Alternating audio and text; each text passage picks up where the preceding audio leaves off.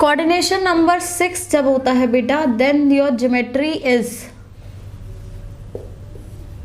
sp3d2, sorry geometry is octahedral but the hybridization is sp3d2। ठीक, मतलब अब आप 2d ऑर्बिटल को पार्टिसिपेट कराओगे। अब कौन से 2d ऑर्बिटल पार्टिसिपेट करेंगे? इस केस में आप एक s लेते हो, एक px लेते हो, एक py लेते हो, एक pz लेते हो। 2d जो होते हैं वो होते हैं dx² माइनस y² और dz²। ठीक है, इसका मतलब एक s, एक px, एक py और एक dx² माइनस y², ये चारों जब हाइब्रिडाइज होंगे, जो 4 हाइब्रिड ऑर्बिटल बनेंगे वो चारों हाइब्रिड ऑर्बिटल xy प्लेन पर होंगे। तो 4 हाइब्रिड ऑर्बिटल बेटा xy प्लेन पे बना देते हैं। ये रहे xy प्लेन पे 4 हाइब्रिड ऑर्बिटल हो गए, 1 2 3 4।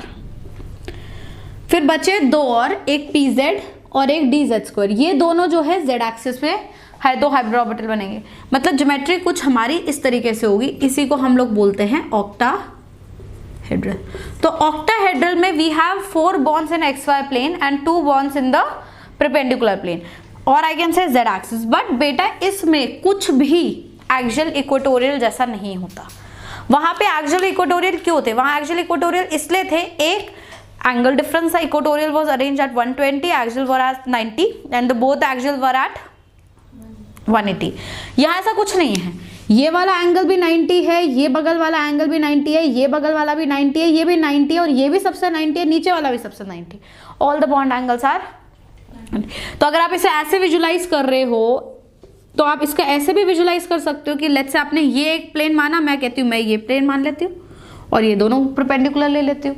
तो इस केस में जब आप इक्वेटोरियल और एक्सियल की बात करते हैं तो इसका मतलब सिर्फ ट्रायंगल बाइपिरामिडल है। ऑक्टाहेड्रल में कोई एक्सियल इक्वेटोरियल नहीं होता, it is just all same. ठीक, तो अगर आप बेंस रूल की बात करें तो Bent's rule will not be applied here. आप इलेक्ट्रोनेगेटिव को भी कहीं भी प्लेस कर सकते हैं, आप लोन पेयर को भी कहीं भी प्लेस कर सकते हैं। तो अगर एक लोन पेयर आएगा तो आप कहीं भी प्लेस कर दीजिए। बट अगर बात आती है 2 लोन पेयर की, then you will try to keep the 2 lone pair at 180 degree, not at 90 degree। तो ऐसे में नहीं लगाना, क्योंकि ये वाला बॉन्ड और ये वाला बॉन्ड भी तो 90 पर है आपस में। तो आपको इस तरीके से अरेंज करना है कि 2 लोन पेयर हमेशा एक दूसरे के ऑपोजिट एंड से रहे, कभी भी 2 लोन पेयर बगल में ना आए। इसका मतलब 3 लोन पेयर आ सकते हैं इस केस में कभी। तो फिर वो 3 लोन पेयर लगाओगे तो कोई ना कोई 90 पर हो ही जाएगा। मतलब इसमें अल्टीमेटली आप कितने लोन पेयर मैक्सिमम लगा सकते हैं? 2, जबकि टीबीपी में मैक्सिमम लोन पेयर कितने लगा सकते थे? 3। समझे बात को? तो इस केस में जैसे हम एक एग्जांपल लेते हैं SF6 का, तो CN देखिए क्या आएगा, हाफ ऑफ 6 + 6 12, 12/6 मतलब 6, मतलब ज्योमेट्री होगी तुम्हारी ऑक्टाहेड्रल। शेप हो गया तुम्हारा ऑक्टाहेड्रल और हाइब्रिडाइजेशन हो गया आपका sp3d2, जो हमने पहले डिस्कस किया था। 6 ही बॉन्ड है, 0 लोन पे, इसलिए ज्योमेट्री और शेप क्या है? सेम। तो अगर आप SF6 का स्ट्रक्चर देखोगे तो वो इस तरीके से होता है।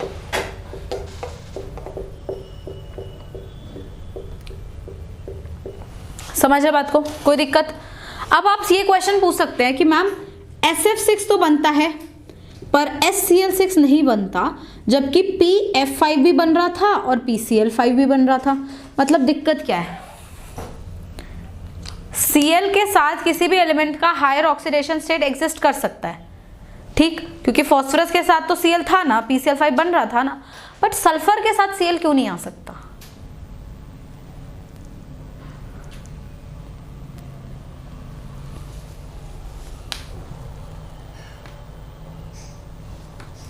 क्योंकि क्लोरीन मतलब ज़्यादा, मतलब क्लोरीन और सल्फर के बीच में ज़्यादा इलेक्ट्रोनेगेटिव इसलिए एग्जिस्ट नहीं कर सकता। एक रीज़न ये है कि देखिए फॉस्फोरस यहाँ पर है, सल्फर यहाँ पर है, क्लोरीन यहाँ पर है पीरियोडिक टेबल में, यहाँ नाइट्रोजन है, ऑक्सीजन है, ये फ्लोरीन है ना। तो लेफ्ट से राइट जाता है साइज छोटा होता है, तो फॉस्फोरस सल्फर में से सल्फर का साइज छोटा है, ठीक है। फॉस्फोरस के आसपास 5 क्लोरीन एडजस्ट हो पा रहे थे क्योंकि फॉस्फोरस का साइज बड़ा था, सल्फर के आसपास एक तो 5 भी नहीं 6 क्लोरीन लगाने हैं, और क्लोरीन का साइज सल्फर से मतलब फ्लोरीन के हिसाब से देखा जाए तो बड़ा है, तो फ्लोरीन और क्लोरीन में क्लोरीन का साइज बड़ा है, और वो 6 क्लोरीन तुम किसके साथ लगा रहे हो, सल्फर के पास, जिसका साइज फास्फोरस से छोटा है। तो the point is HCl6 does not exist because 6Cl can not accommodate themselves around sulphur, repulsion हो सकती है। दूसरा आप ये भी सोच लीजिए कि यहाँ सल्फर में 6 लग रहे हैं ना, तो +6 को स्टेबलाइज करना है, फॉस्फोरस में 5 लग रहे थे तो +5 को स्टेबलाइज करना था। तो फ्लोरीन तो बहुत ही स्ट्रॉन्गेस्ट ऑक्सीडाइजिंग एजेंट है, वो किसी भी एलिमेंट को +6 या +7 +8 तक भी ले जा सकता है, लेकिन क्लोरीन इतना नहीं है स्ट्रॉन्ग ऑक्सीडाइजिंग एजेंट, फ्लोरीन से तो कम ही है ना, तो वो फॉस्फोरस के +5 को स्टेबल कर पाता है पर सल्फर के +6 को स्टेबल नहीं कर पाता। आप ऐसे समझ लीजिए, ठीक है। और अगर मैं पूछूं कि HH6 नहीं बनता, तो ये तो सिंपल है, क्योंकि हाइड्रोजन तो रिड्यूसिंग एजेंट है, उसको सल्फर पे -6 देना पड़ेगा, वो हो नहीं सकता। Sulphur can have a maximum negative oxidation state of -2। Did you get my point? -6 it can not bear, एक चीज ये। दूसरी चीज ये, किसी भी एलिमेंट का हायर ऑक्सीडेशन स्टेट सिर्फ फ्लोरीन और क्लोरीन के साथ ही हो सकता है, हायर कोऑर्डिनेशन नंबर किसी और किसी के साथ एग्जिस्ट नहीं कर सकता। बात समझ आ गई? लेट्स से मैं बना रही हूं BrF5- का स्ट्रक्चर, ठीक। इसका CN निकालेंगे बेटा, क्या बनेगा, हाफ ऑफ 7 + 1 8, 8 + 5 12, 12 का हाफ 6, मतलब हाइब्रिडाइजेशन वही होगा sp3d2, ज्योमेट्री होगा वही ऑक्टाहेड्रल। तो अगर बात करी जाए स्ट्रक्चर की तो कुछ इस तरीके से बनेगा, Br 5 फ्लोरीन है पर मेरे पास 6 बॉन्ड है तो एक लोन पेयर लगेगा, तो लेट्स से लोन पेयर मैंने यहाँ लगा दिया, कोई दिक्कत नहीं है, जहां मर्जी लगा दो, वी गेट दिस, ठीक। अगर आप इसका शेप देखेंगे तो shape will not B octahedral, be something different. अगर आप शेप देखना होता है आप लोन पेयर नहीं देखते, तो अगर आप लोन पेयर नहीं देखेंगे तो आपको ऐसा नहीं लगेगा कि बेस स्क्वायर और ऊपर से पिरामिड बना दिया गया। So this is known as square pyramidal, shape is square pyramidal. Am I clear? अब लेट्स से मैंने क्वेश्चन पूछा, how many 90 degree angle are present in BrF5? BrF5 negative में कितने 90 डिग्री एंगल प्रेजेंट है?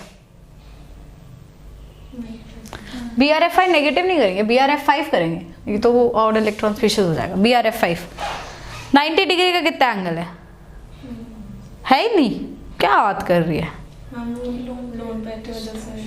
Yes, now these angles used to be 90, this angle was 90 with all, but अब कोई 90 नहीं बचेगा because the lone pair will try to repel the bond।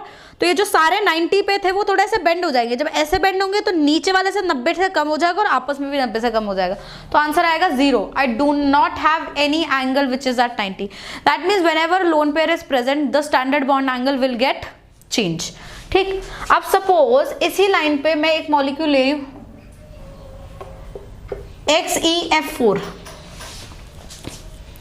ठीक है, तो CN का वैल्यू क्या आया, हाफ ऑफ 8 + 4 12, 12 का हाफ 6, मतलब ज्योमेट्री क्या होगा, ऑक्टाहेड्रल।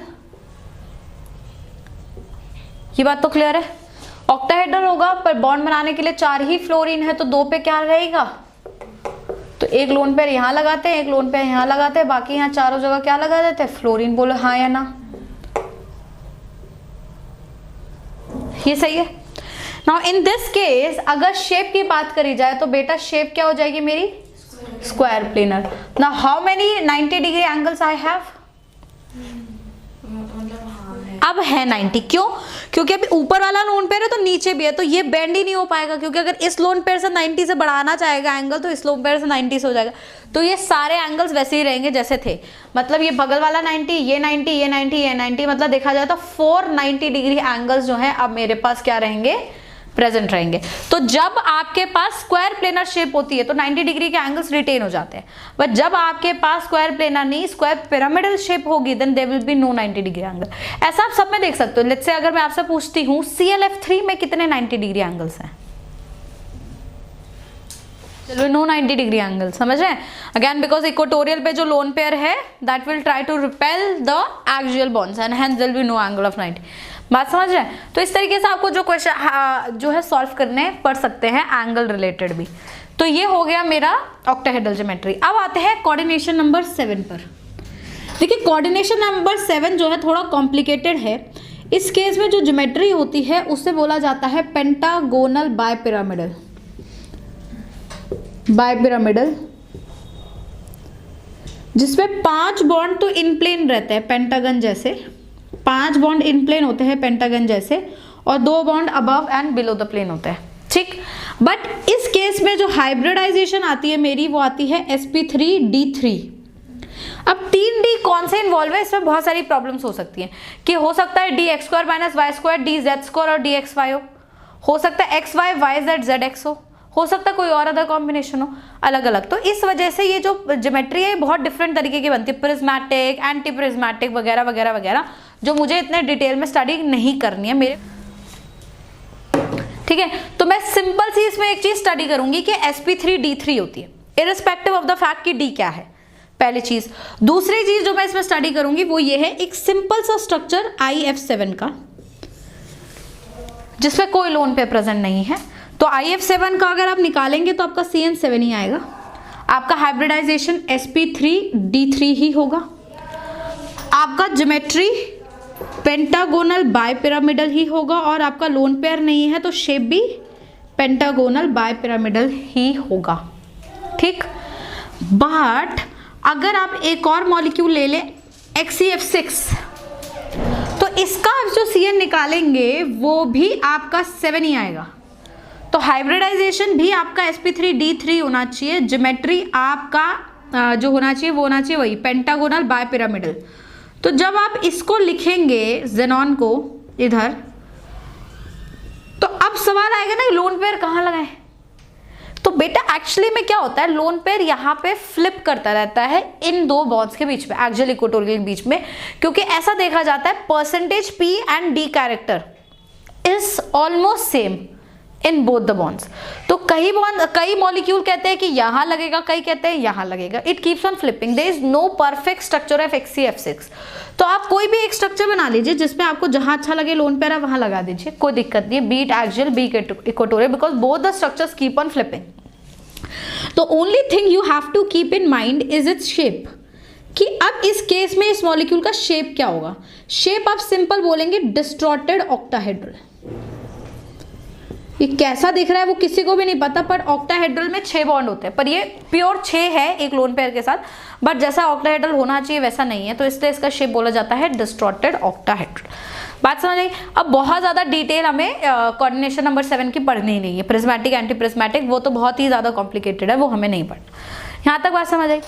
इसको नोट कर लो, फिर आगे एक और हाइब्रिडाइजेशन पढ़ेंगे जो ट्रांजिशन मेटल कॉम्प्लेक्सेस में हमें देखने को मिलती है। 2 वो बहुत ज़्यादा इस चैप्टर के यूज़ का नहीं है, बट क्योंकि हम बात ही कर रहे हैं तो विल टॉक अबाउट इट, ठीक। अब आप इसको नोट कर लीजिए बस।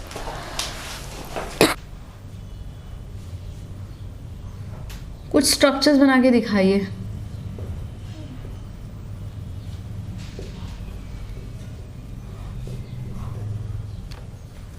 इनके इन सब में कार्बोनेट का स्ट्रक्चर अगर हम देखें तो वो ये है, फॉस्फेट का स्ट्रक्चर अगर हम देखें तो ये बनाया मैंने, सल्फेट का स्ट्रक्चर अगर हम देखें तो ये बनाया मैंने, ठीक। अब तान्या बोलेगी मैडम ये स्ट्रक्चर मुझे अच्छा नहीं लग रहा, मैं तो ये बनाऊंगी, बोलूंगी कोई बात नहीं बना लो, क्या दिक्कत है, ठीक। सिमिलरली संस्कृत देखेंगे तो फिर ये भी बनना चाहिए, हाफ कोर्स बनना चाहिए, इसमें कोई कंफ्यूजन नहीं है। तो बेसिकली कार्बोनेट इन सब के स्ट्रक्चर्स अगर आप नोटिस कर रहे हो तो ऐसा नहीं कि मॉलिक्यूल का सिर्फ एक ही स्ट्रक्चर बन रहा है, मॉलिक्यूल का एक से ज्यादा स्ट्रक्चर बन सकता है।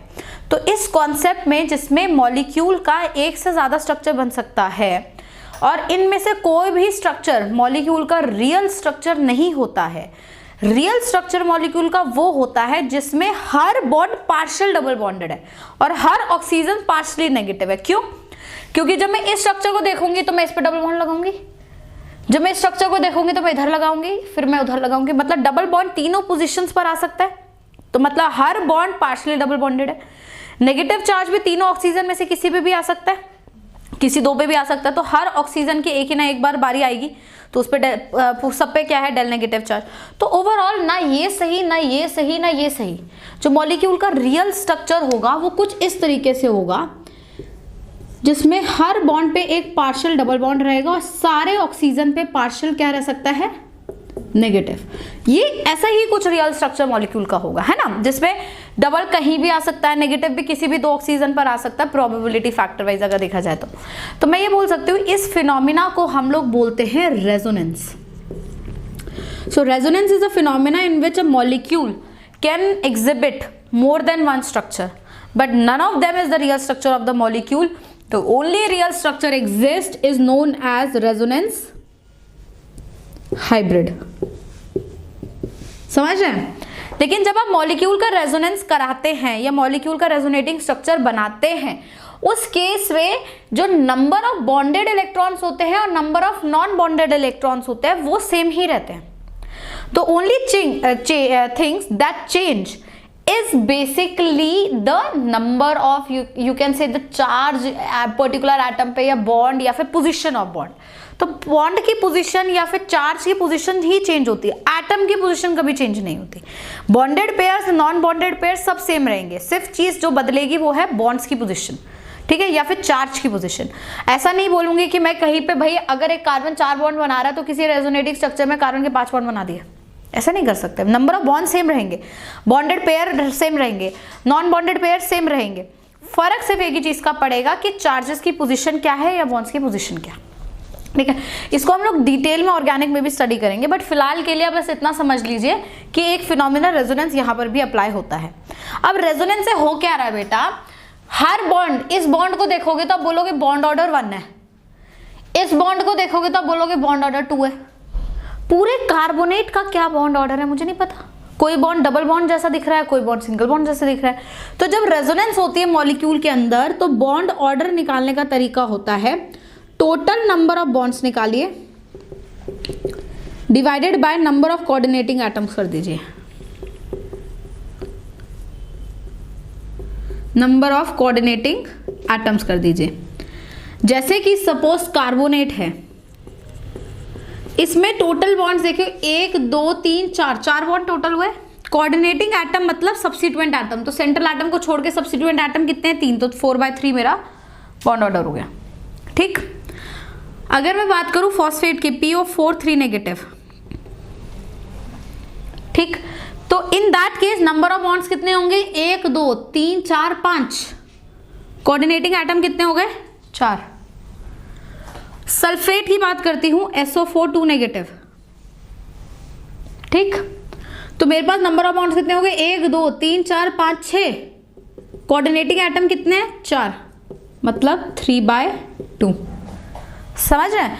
तो इस तरीके से आप बॉन्ड ऑर्डर निकाल सकते हो। तो अगर आप देखोगे रेजोनेंस से हो क्या रहा है, मॉलिक्यूल का बॉन्ड ऑर्डर बदल रहा है। कोई बॉन्ड जो परफेक्टली डबल था वो कई जगह सिंगल भी हो रहा है, जो पहले सिंगल था वो डबल भी हो रहा है। तो ऑन एन एवरेज पूरे मॉलिक्यूल के हर बॉन्ड का बॉन्ड ऑर्डर क्या रहेगा, हर बॉन्ड का बॉन्ड ऑर्डर ये रहेगा।